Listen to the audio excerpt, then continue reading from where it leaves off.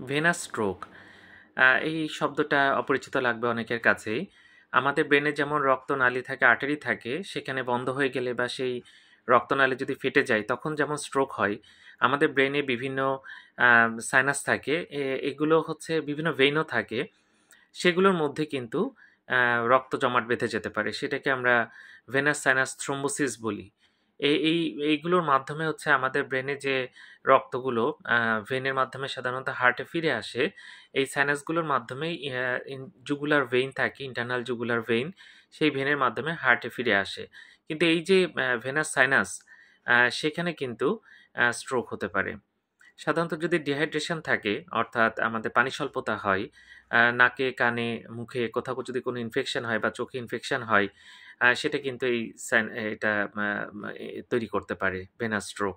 এবং এটা 1% এর কম হয়। ১০০ জনে ১ জনেরও কম এটা দেখা যায়। মেয়েদের মধ্যে বেশি হয় যারা ওরাল কন্ট্রাসেপ্টিভ পিল খায়। এছাড়া প্রেগন্যান্সিতে কিন্তু এটা দেখা যায়। যাই হোক, এটা হলে চিকিৎসা করতে হবে, ভালো চিকিৎসা আছে।